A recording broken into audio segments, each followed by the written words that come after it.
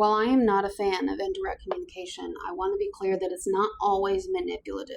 But manipulation almost always is indirect, and that's part of the problem. And I outlined this with 3 different case study examples in my book chapter of my upcoming book, in the chapter on the unwritten rule of indirect communication, which this video was about. And the reason why I don't shit on all indirect communication, even though I don't like it, is because roughly half the world uses indirect communication.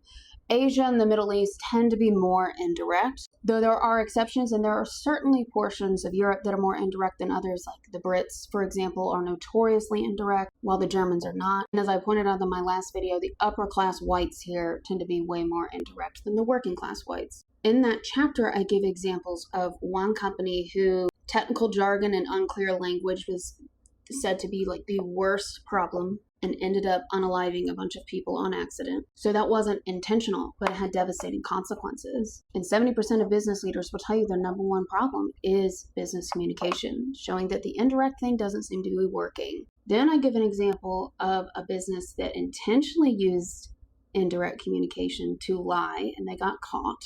And then I reference a different business that created a tool to find corporate jargon, and they ran their tool on a bunch of companies, including companies that have been caught committing fraud, and they found that as they committed more and more fraud, the language got more and more and more indirect. Which companies do you think those were?